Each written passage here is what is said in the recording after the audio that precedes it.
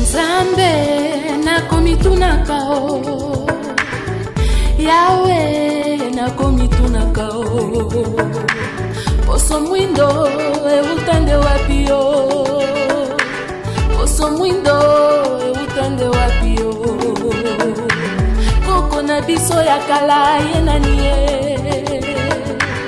Yesu mwana Nzambe yende mondele, Adamu na Eva bangonde mindele, asantu nyonso bangonde mindele, pona nini yo na mitunaka Nzambe nakomitunaka o, Yawe nakomitunaka o, Kwa Nzambe tomonaka boye, basantu nyonso foto se mindele, banjelu nyonso bango se mindele, soki zabulu foto moto moindo, injustice utande wapi yo na mama.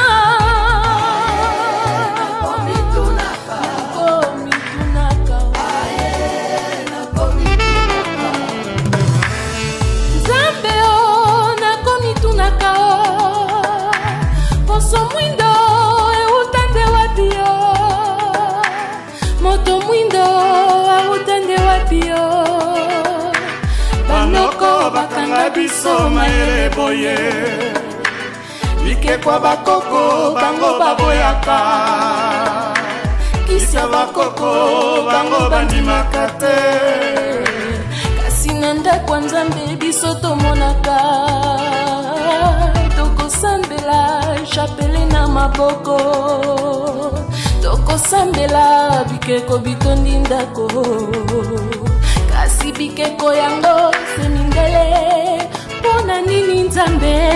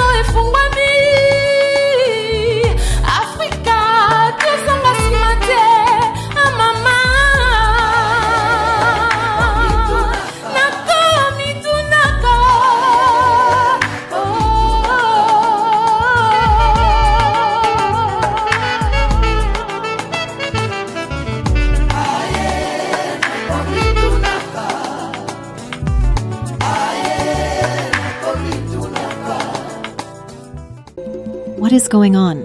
John, where are you? She picks up her phone and tries to call Pastor John, her husband, but not going through. She begins to worry, thinking, did he leave me because of the argument we had? She comes back to Gertrude crying. Elizabeth, what is it? He is gone.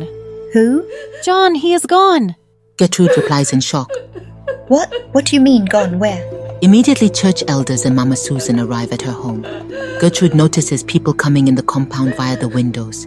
She goes to peep and sees the church elders coming. She goes to open the door. Elizabeth, the church elders are here. Church elders? Yes, with one woman. Church elders came into the house.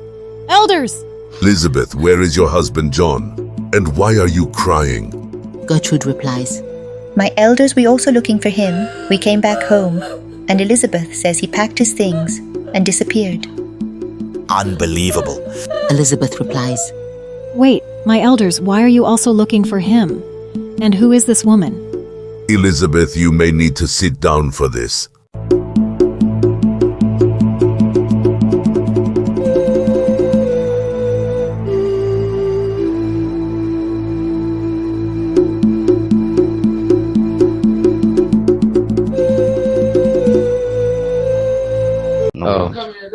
Okay. Thank you so much.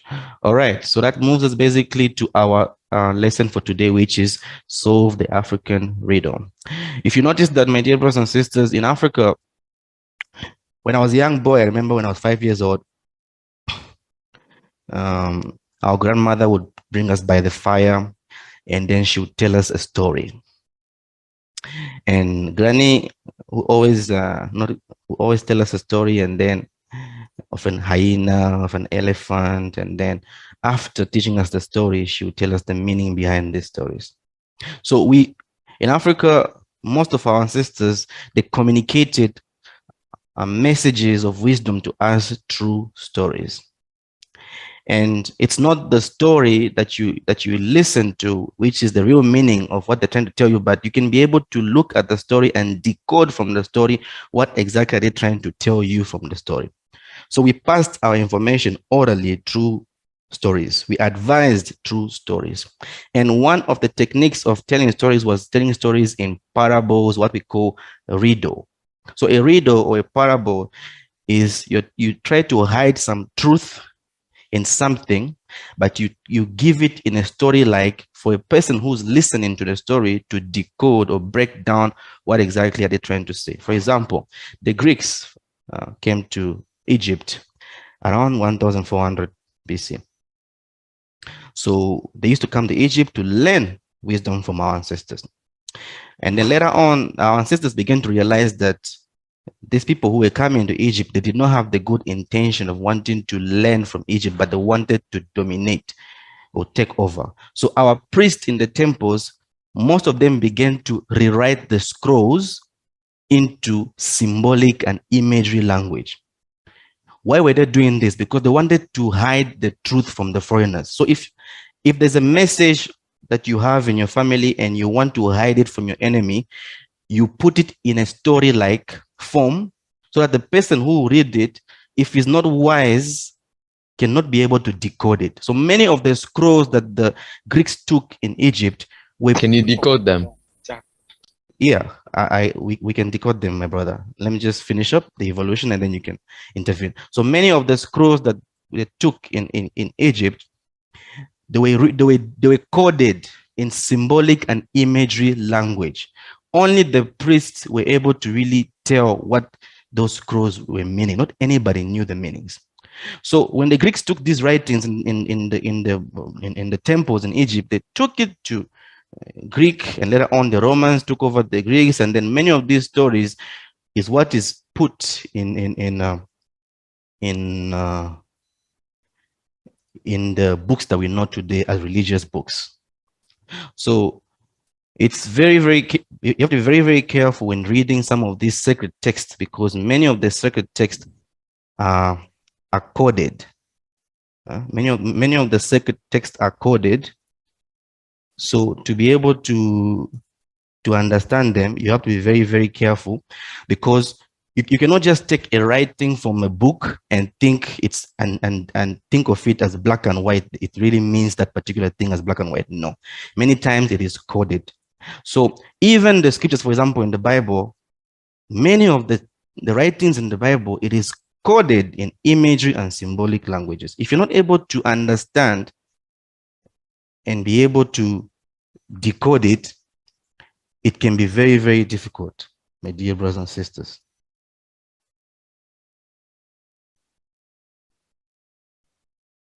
So that is why we want to speak about parables and riddles today, to be able to understand why were our ancestors writing these riddles and telling stories in parables to hide the truth from most of the enemies. For example, even Master Yeshua, when Master Yeshua came, Master Yeshua was teaching in parables.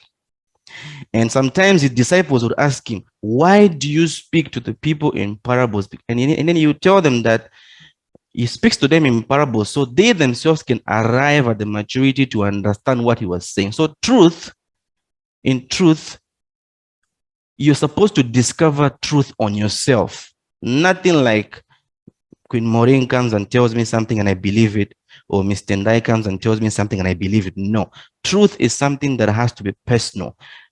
To arrive at spiritual maturity, it has to be your personal journey. Nothing like someone imposing the ideas on you. You have to arrive at your own truth. So he taught the people in parables because he wanted them themselves to arrive at the maturity to be able to decode those parables. But in private with his disciples, his students, he told them the truth about this parable. So our ancestors, they wrote and coded so many things in hidden language. If you look at the stories, for example, the Cain and Abel, Adam and Eve, those are symbolic languages. If you're not able to decode it, it is very difficult because you may just take it as black and white, like how the Greeks took it as black and white, man and a woman, Adam and Eve, a man and a woman, and they had a child, Cain and Abel. No, that is not a story of a man and a woman had a child, Cain and Abel. Those are symbolic languages. One day in spiritual awakening, we shall be able to tell you the meaning of those symbols. So I want to open up before I begin the presentation to some of you who are here. Why do you think our ancestors told stories in parables and riddles? Why didn't they just tell us things plainly as it was? Why did they hide the truth in symbols and in parables? Yes, Sugam. I think they hide them in symbols and parables because they wanted to only know them themselves.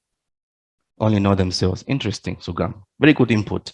What are your thoughts, Miss Eureka? I think because, as you said, they realized that the people that were coming to learn had bad intentions, and they knew that only the children could actually decode it because we have it in our DNA. And so that's the only way to preserve the knowledge. Very interesting, Queen Eureka. Absolutely interesting. What about you, Miss Nene? What are your thoughts? Why did they teach and pass information in parables and in riddles? Queen Nene.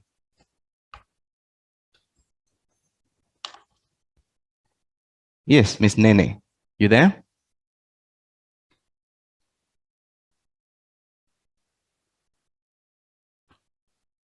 Okay, let's have Miss Maureen. Miss Maureen, what are your thoughts?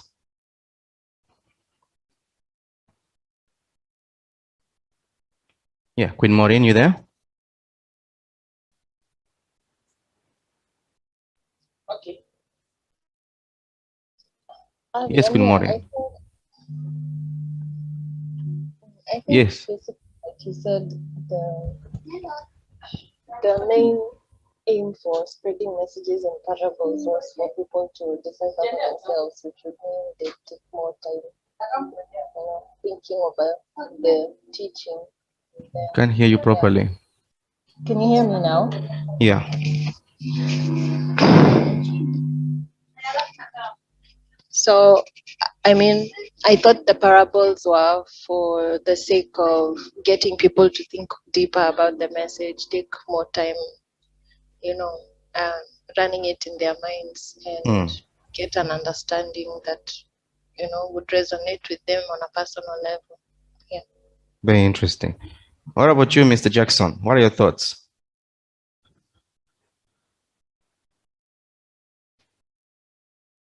Yes, Mr. Jackson.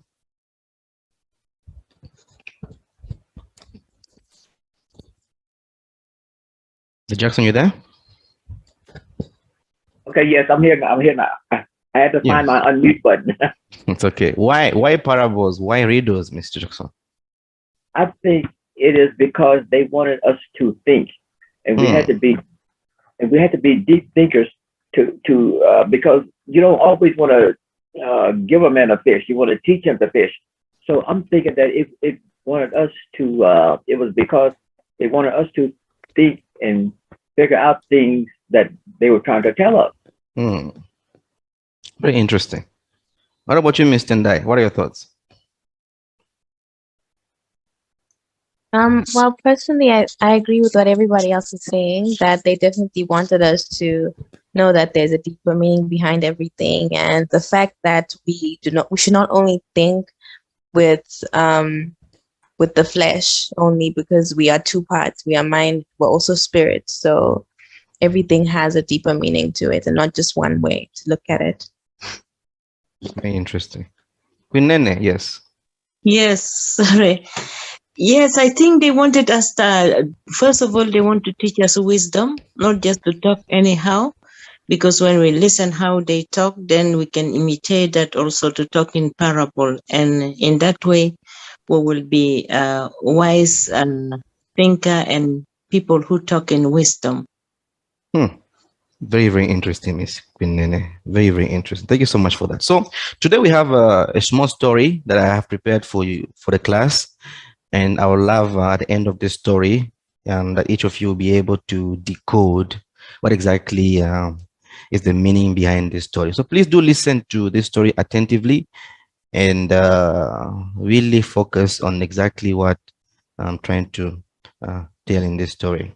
So there was a man who had a beautiful car, and this car was amazing and he could help him in all his displacements and his travel, so he can be able to achieve his objectives in this world. But this man was not alone. There was another man who also had his own car, and an amazing car that could also help this man to be able to achieve his objectives in life. So there were two people. One person had a car, another person had a car. So when the first man drove his car, he entered into his car, he began to drive his car, and he went by the roundabout.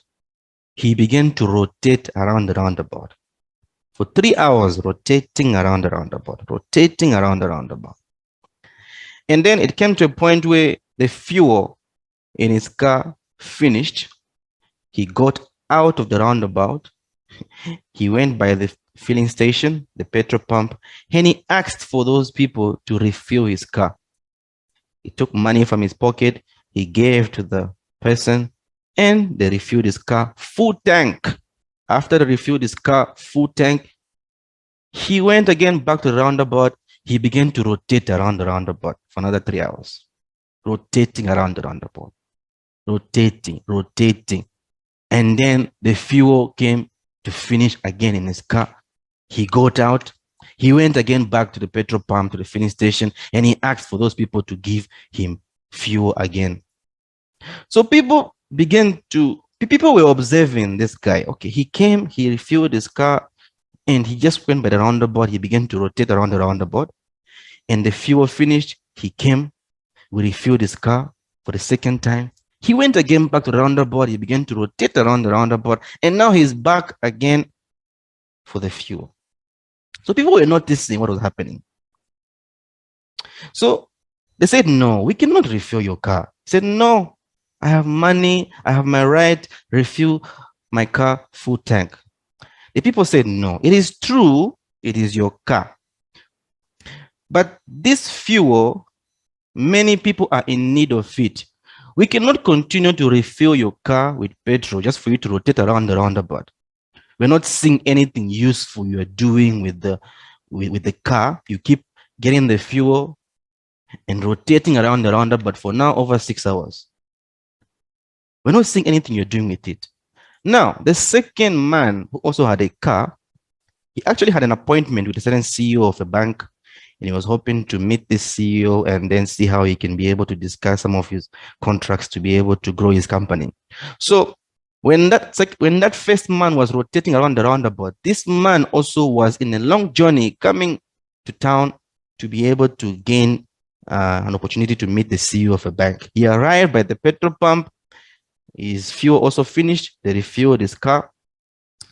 And then he continued on his journey to go towards to meet the bank, owner of the bank. And then, unfortunately, there was a call. He got a call from the bank manager to say, okay, you have to pick up something before coming this side. So he had to drop somewhere else to pick up something. And then by the time he was trying to go back towards the bank, his fuel finished. So he found himself again at the filling station here, where he asked his car to be refueled. Now there were two people at the petrol station, my dear friends, all of them wanting to get their car refueled. The first man, he wants fuel, but all he does is rotate around the roundabout. The second man, he wants fuel because he's actually going to meet the bank manager to be able to sign some of the contracts of his business. So there was an argument at the filling station because the first man wanted the fuel, even the second man wanted the fuel. Then people came to say, no. The police came there. They explained the situation to the police. The police said, no, give the second man the fuel because we can see he's actually going towards his destination. He's making an effort. We can see he's getting the fuel because he has a contract. But this first man who has been rotating around the roundabout, as a matter of fact, take away his car. Take away that car. He began to argue, but this is my car. I bought it with my own money. No, you bought it with your own money, I know, but you are that car and give it to somebody who can use this car in the right way. My dear brothers and sisters, this is a short story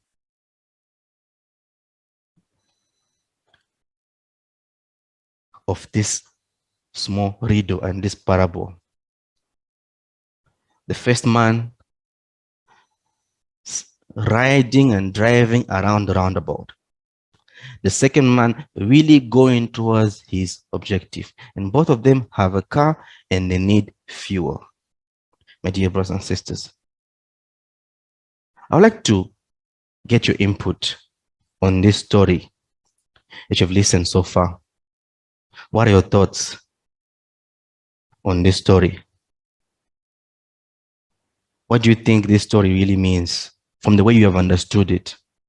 My dear brothers and sisters, let's start with Queen Nene. Queen Nene, if you've been able to understand the story, what are your thoughts on this story, Queen Nene?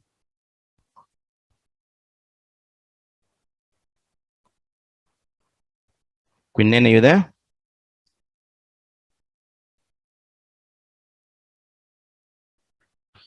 Okay, let's have Mr. Jackson. Mr. Jackson, what are your thoughts on this story, this parable? My thought is the man that is going round and round on the roundabout is like most of us African descent people. We don't have a destination. I mean, most of us, we don't have a destination. Now the man that was going to meet the bank manager, he is one of the Africans that have a forward looking like this organization. So he wants to get something done. Now, that is my humble opinion of the story. Very interesting, Mr. Jackson. Thank you so much for that. What about you, Miss Maureen? What are your thoughts on this story?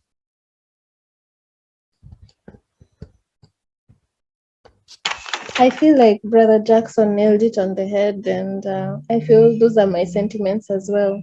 Yeah, even without looking on the African or the Black struggle side, just as an individual, like you may have the same resources someone else does, but what really matters is what you do with them. So yeah, that's my takeaway from it. Very impressive, Miss Maureen. Thank you so much for that. Miss Nene, what are your thoughts?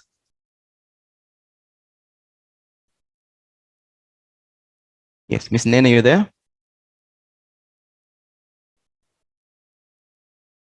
Miss Nene must be far from her mic. Yeah, Miss Tendai, what are your thoughts on this story? I also agree with what has been shared by the others so far. That definitely it's not exactly about what you have, but what you do with what you have. Yeah, that's all I'd like to say. Thank you so much for that. Now, if you look at, for example, the story that we just talked about, there are 4 key symbols that we can pick out from this story. And one of them is the car. And then we have the driver.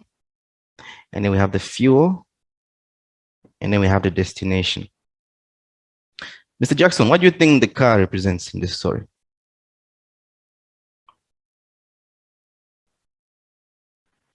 The car represents the means about where we need to go, where we need to go. So the car is like is going to take us to our destination, but the car can't take us by itself. We have to have an input in the car because the car is just a car. Interesting. Wow. What about the driver? The driver is The driver have to have a plan to know where he's going to go. What's the car? And the fuel? What's the fuel? The fuel is going to be our energy. Our energy. Wow, I love that. And the destination is the place that forward-looking Africans want to reach, so that we can get back to our original place. Very profound, Mr. Jackson. Thank you so much for that. Miss Nene, you there?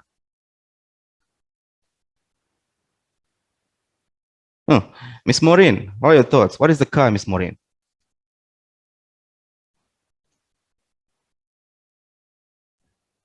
I think the car maybe is your situation, your life, what you have, you know, all your possessions. And the driver is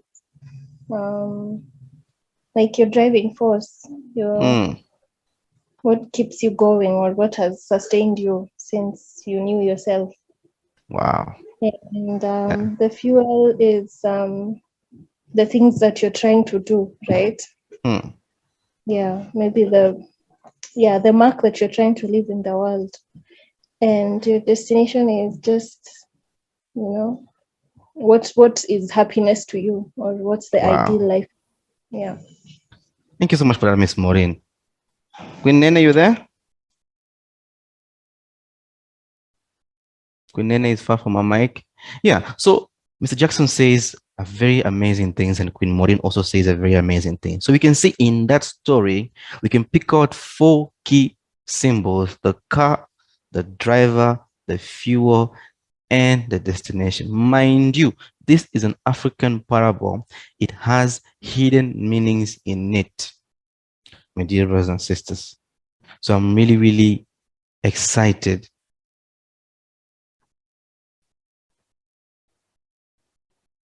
Now, how can we decode this parable? Listen to me very carefully. The car, listen very careful. The car is the body that we have worn. Everybody has a body. And mind you, a human being is a spiritual being that lives inside a body. So the car is the body. Mr. Jackson's body, that's your car.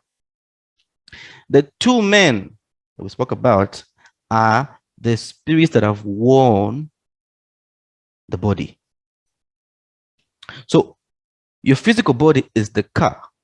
You as the spirit, you are the driver.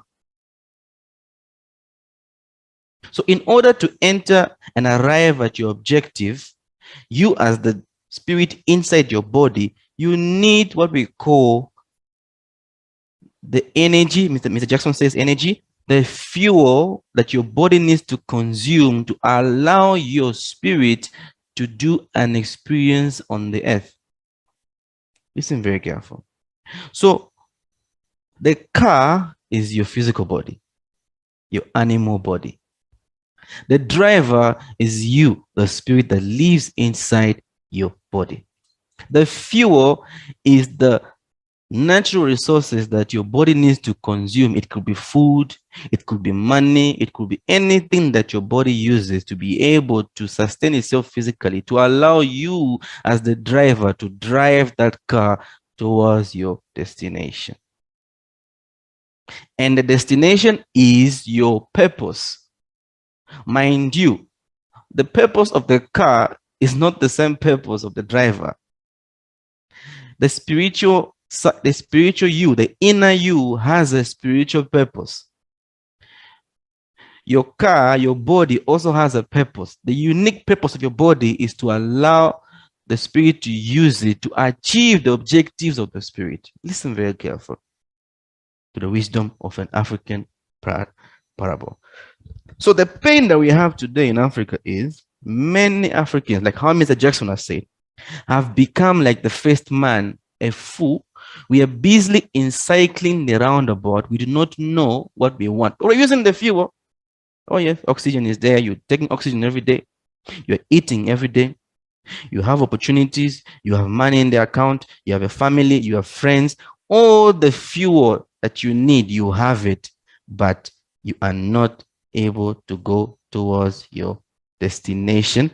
and all that you're doing is you're encircling around the roundabout. No progress, zero progress, no objectives, my dear brothers and sisters. You know, Master Yeshua said something very interesting. Master Yeshua said that man shall not live on bread alone, the fuel. Listen very careful. Man shall not live on bread alone. So man shall not live on the fuel alone, but will live by the laws established by the Creator, so he can be able to attain his or her spiritual objective. Is the fuel not important? Yes, the fuel is important, but the fuel is not the purpose of life. Having millions of dollars in your bank account to provide the needs of your body, your car, is not the purpose of life.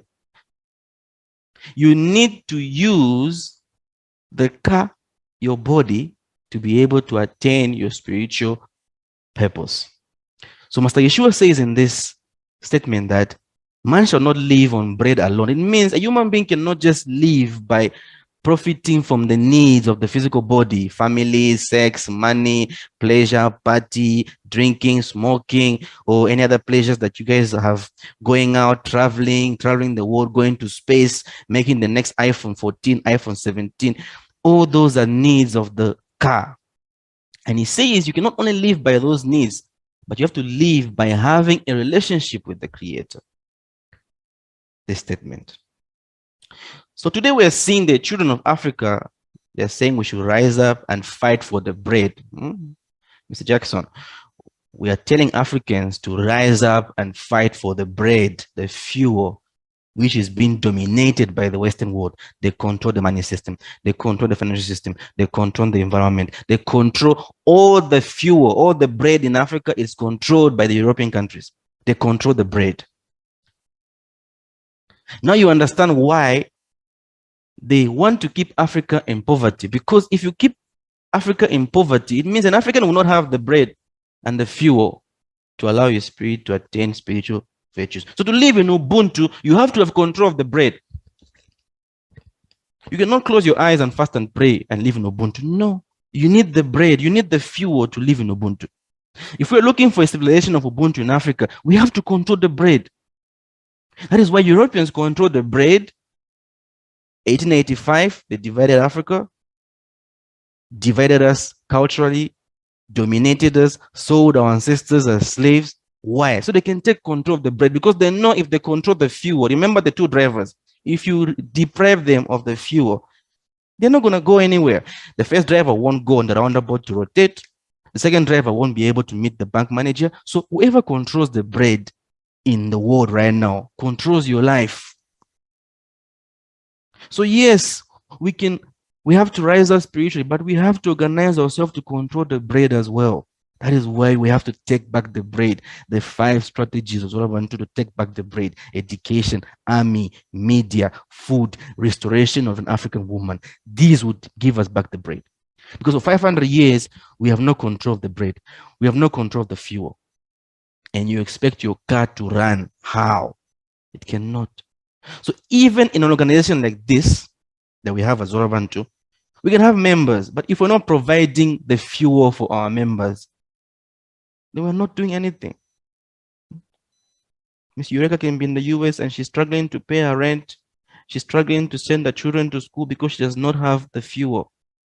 But we as the members of Zoroastrianism, we are the ones that need to make sure that our members have the fuel, so that their spiritual objective, they can be able to achieve it.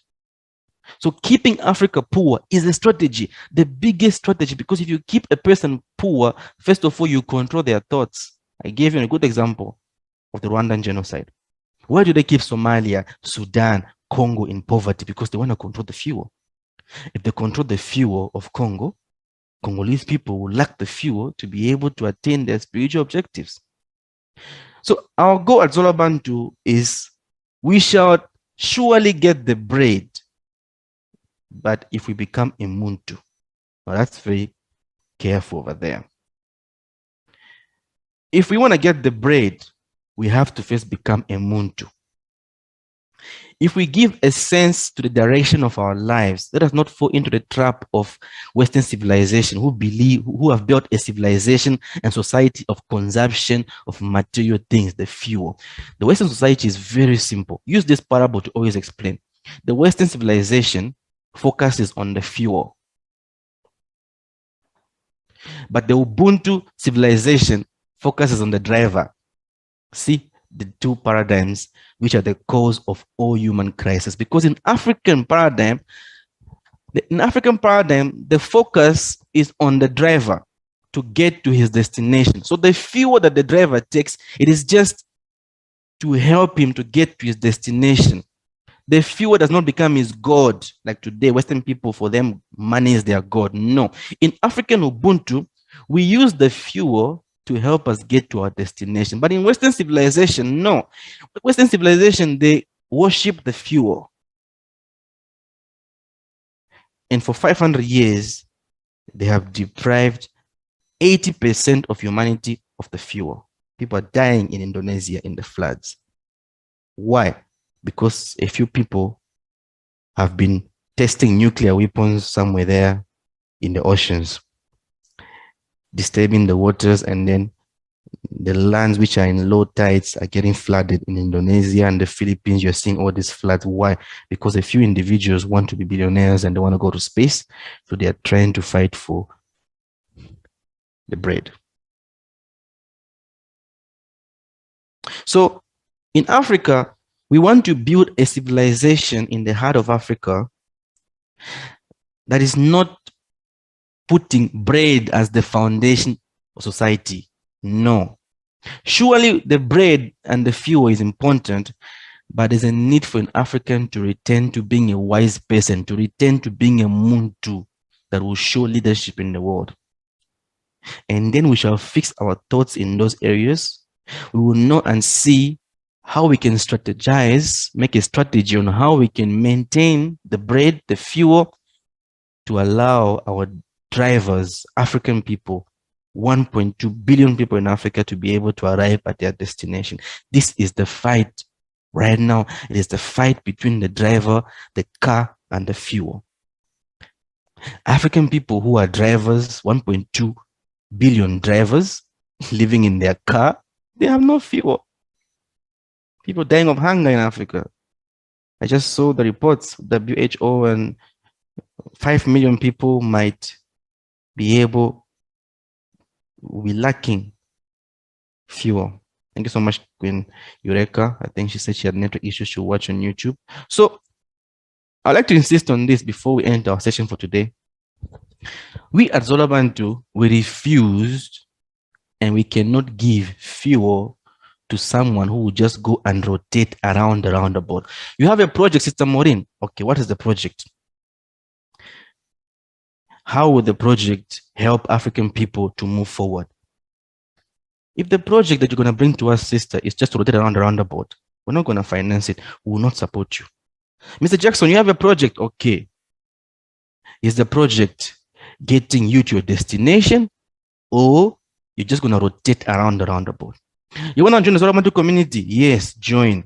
But are you joining to achieve your objective, or are you joining just to dance around the roundabout, chat in the group, make your comments in the group, like and make funny things in the group? Or are you really joining the group to arrive at your spiritual purpose? So we're looking for purpose people as Zolabantu. Someone who will come as a driver, who has a destination. But Avi, okay, you know, I am in the field of accounting. I want to become an accountant. I want to do this and this and this and help humanity in the field of accounting. This is my vision. This is where I want to go. Okay, brother, here is the fuel. Take the fuel. Here is a house. Here is a car. Here is school fees for your children. Here is a plot of land for food. Here, everything. Here is the fuel. Now get your destination. That is what we want to do. But we're not going to give fuel to people who will just go and dance around the roundabout. Never. My dear brothers and sisters. So using people who will just be using their car and losing the direction of life. So it is really important, my dear brothers and sisters, to be able to answer the 5 questions of life. Today I was speaking to my younger sister, just asking me, When did you begin this Orabantu thing? I said I began it about a year ago, but I began to ask myself existential questions about 6 years ago. The 5 questions of life. These are the questions to determine whether you are going around the roundabout or whether you are really going towards your destination. A civilization of Ubuntu is a must in Africa. The 5 questions of life. Who am I? Identity. Where am I from? Source. Why am I here? Purpose. What can I do? Potential. Where am I going? Destination. In any organization that you may join, if you don't see a destination, a final destination, you're wasting your time. So who am I? The 5 questions of life, mind you, is the questions for the driver, not the car. So I'm going to give you guys an opportunity to answer the 5 questions of life as the driver, not the car.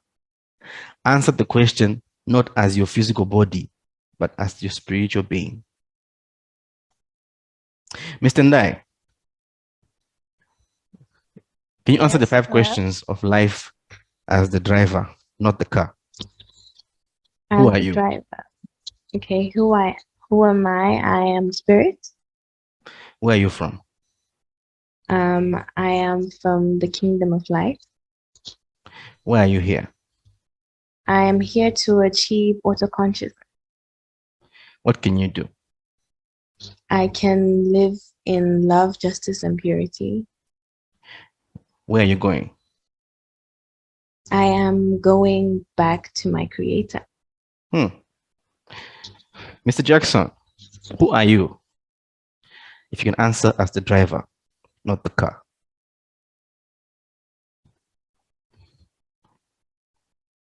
Mr. Jackson, you there?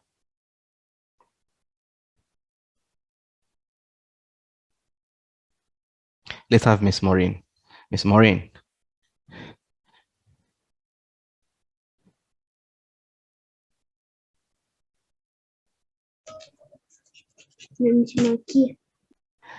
I can see Kaden. I can hear Kaden speaking. Yeah. Hey, hi Kaden. How are you doing? Fine. Ah, wow. Miss Maureen, if you can answer as the driver, not the car, who are you? Well, I'm a female in the. Oh gosh. Where are you from? I believe I'm from the cosmos. That's a good one. Why are you here? To create a new life. To create a new life. Wow. What can you do? Okay, I can live by example. Live by example. Oh, wow. Where are you going then?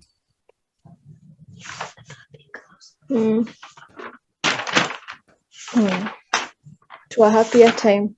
To a happier time. Thank you so much for that, Miss Maureen. Mr. Jackson, you there?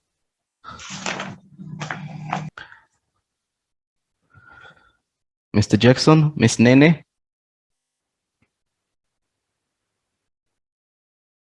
I think Mr. Jackson and Miss Nene are very far from their microphone. Okay. So when you speak about the 5 questions of life, you have to answer it from the driver, from the spirit point of view.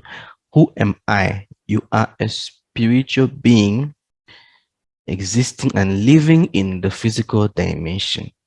You are using the physical body to exist as a spirit. This is not your home.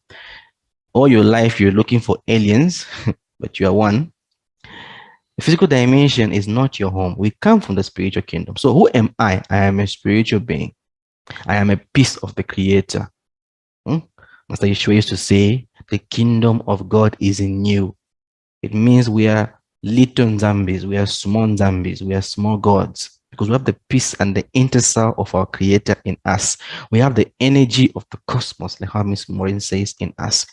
If someone asks you, who am I? Don't say I am Avi, I come from Congo. No. Who am I? I am a spiritual being living in the physical dimension. Where am I from? I am from the spiritual kingdom, but be precise. Because right now, if I ask you where you're from, I'm from Kenya. I live in Nairobi. So if you also speak about the spiritual kingdom, you need to know the architectural plan of the spiritual kingdom. Where are you from? I am from the spiritual kingdom. Where exactly in the spiritual kingdom? Because it means you also need to know the structure of creation to be able to answer this question. Because in the cosmos, it's divided into 4 sections. You have the divine kingdom, you have the primordial spiritual kingdom, it also has 7 levels.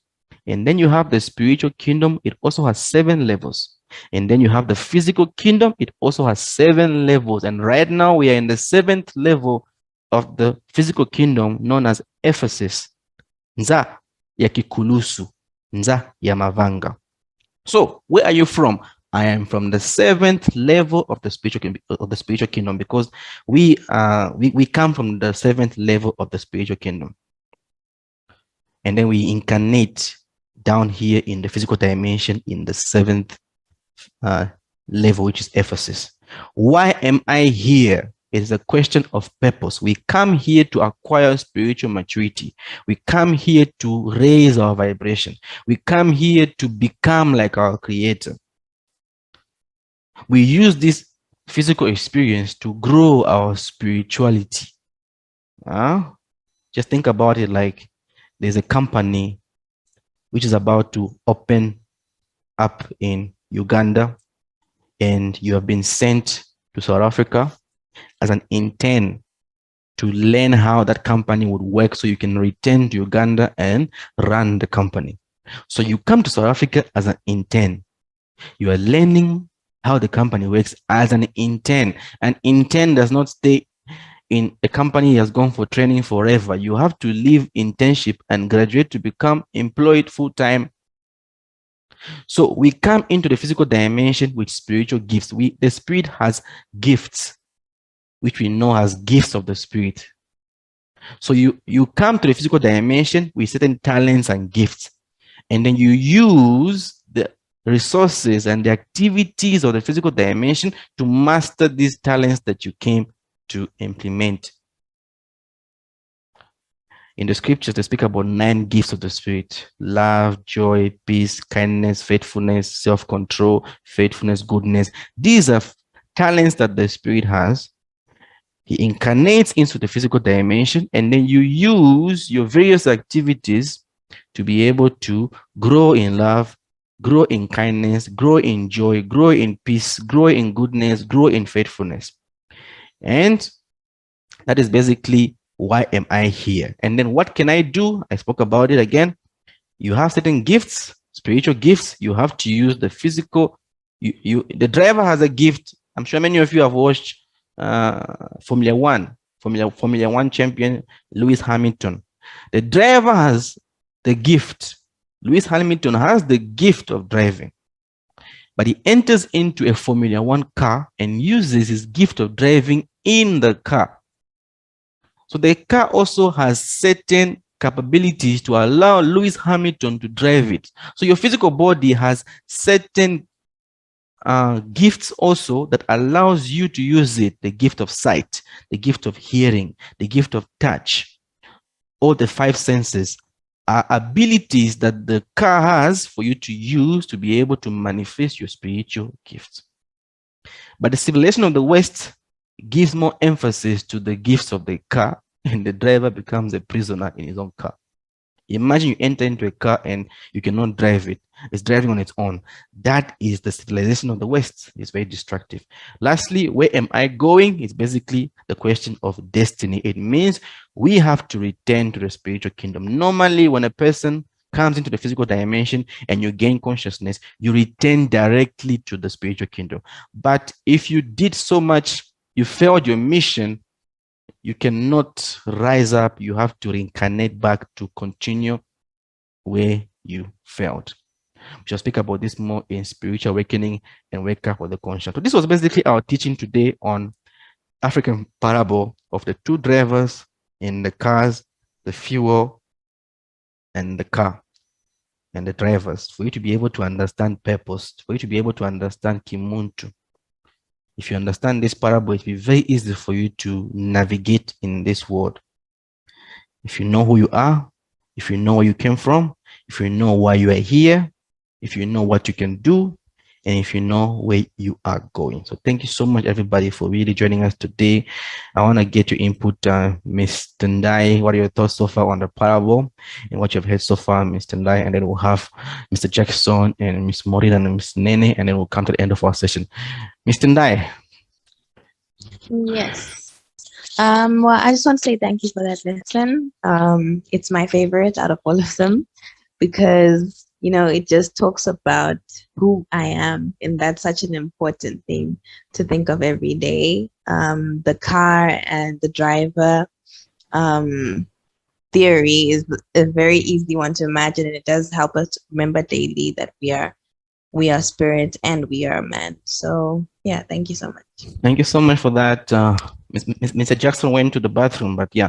Ms. Maureen, what are your thoughts so far what you've heard?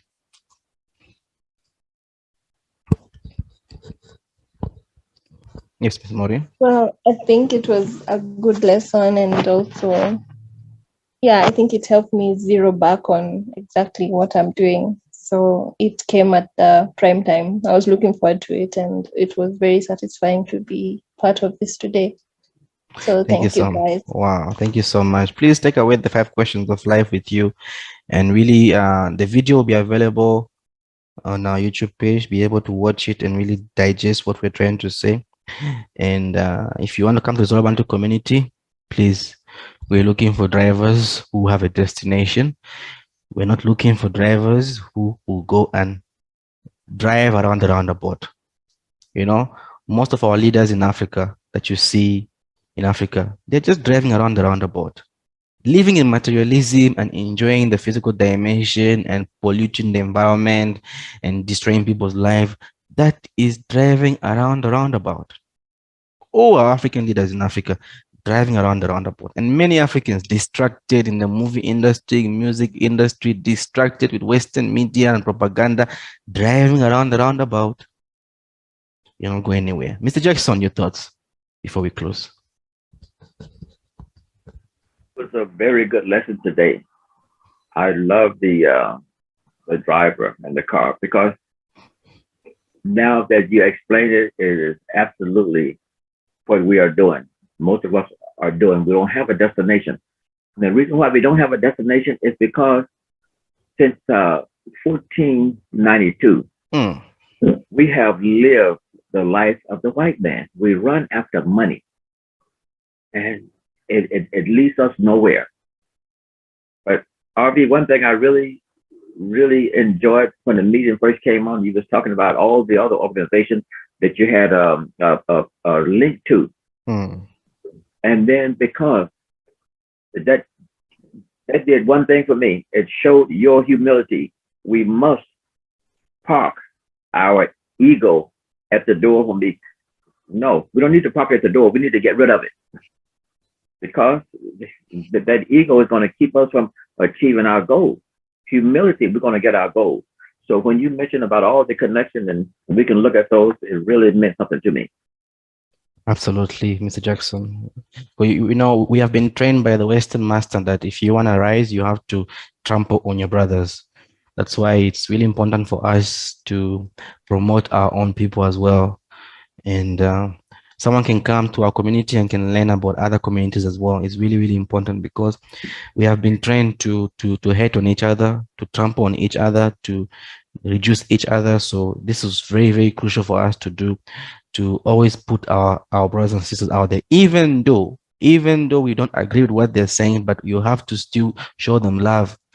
That is the thing, because you cannot, not anyone is perfect, but you have to be able to support your own no matter what. So thank you so much for that, Mr. Jackson. Queen Nene, you're there? Queen Nene?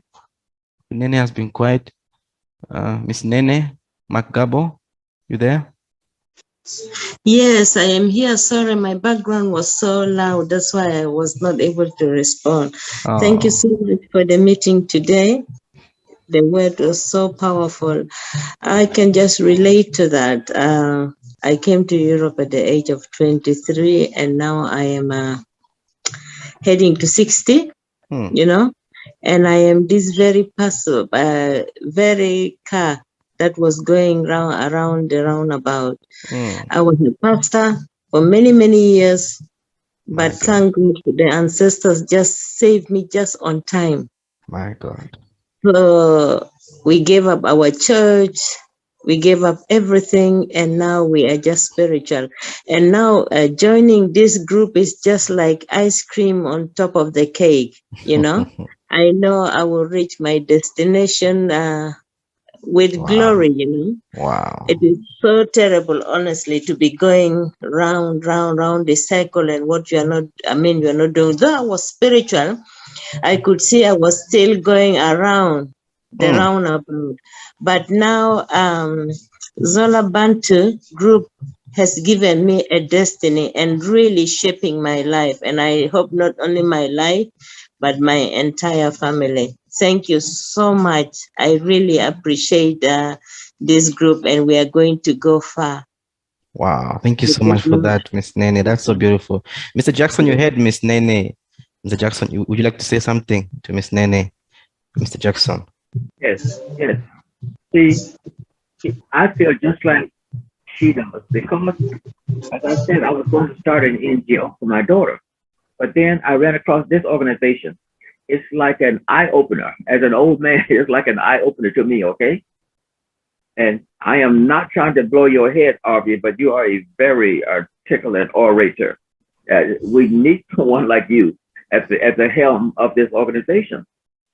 And as I've said, I will do everything that I can to make this progress and come to a fruition. Wow. Thank you so much, Mr. Jackson, for that beautiful words. Thank you so much. We give glory to the ancestors and the Creator for giving us strength. Like I said in the beginning, we'll have Queen Maureen will be basically giving us a Swahili lessons in the coming next month, I believe. Miss Maureen, just a few words. What do you have in store for us, Miss Maureen? I think people will be so excited. A few words, Miss Maureen, before we end. Swahili lessons for Zola Bantu members. We're so excited. Miss Maureen, a few words before we end. Thanks, Avi, for the opportunity. And yes, as Avi said, I'm in the middle of creating a syllabus that will hopefully impact your life and teach you Swahili and get you versed in what the language is about and how to carry yourself in a conversation. So we start in June. Avi will communicate more. And I can't wait to have you as my students. Please tell everyone and let's all learn Swahili and tell me what you might look forward to that maybe I could add to my lessons. I'm looking forward to your feedback and looking forward to make a difference in your life. So see you in June. Take care, guys. Thank you so much for that, Miss Maureen. Thank you so much, Miss Nene and Mr. Jackson and Mr. Ndai for joining us for today's class. And I really appreciate you all. And I hope you have a beautiful week ahead and be fruitful. We'll just end with our words of affirmation, which is: we are Zola Bantu. We live in love, we live in purity, we live in justice. We are priests, we are scientists, we are judges. The three pillars of spirituality. We bring together the best of us. We build together. We don't destroy. Thank you so much. Have a beautiful week, everybody. And what is going on? John, where are you? She picks up her phone and tries to call Pastor John, her husband, but not going through. She begins to worry, thinking, did he leave me because of the argument we had? She comes back to Gertrude crying. Elizabeth, what is it? He is gone. Who? John, he is gone. Gertrude replies in shock. What? What do you mean, gone? Where? Immediately, church elders and Mama Susan arrive at her home. Gertrude notices people coming in the compound via the windows. She goes to peep and sees the church elders coming. She goes to open the door. Elizabeth, the church elders are here. Church elders? Yes, with one woman. Church elders came into the house. Elders! Elizabeth, where is your husband John? And why are you crying? Gertrude replies, my elders were also looking for him. We came back home, and Elizabeth says he packed his things and disappeared. Unbelievable. Elizabeth replies, wait, my elders, why are you also looking for him? And who is this woman? Elizabeth, you may need to sit down for this.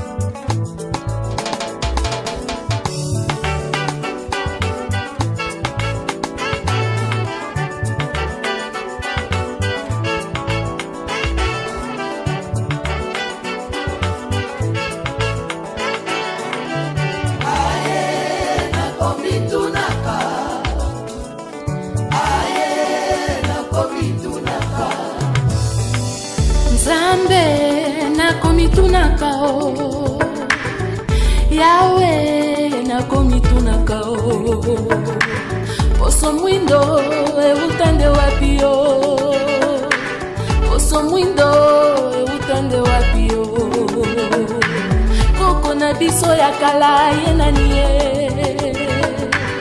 Yesu mwana Nzambe yende mondele, Adamu na Eva bangonde mindele, basantu nyonso bangonde mindele, pona nini yo na mitunaka Nzambe nakomitunaka o, Yawe nakomitunaka o, babukwa Nzambe tomonaka boye, basantu nyonso foto se mindele, banjelu nyonso bango se mindele, soki zabulu foto moto moindo, injustice utande wapi yo na mama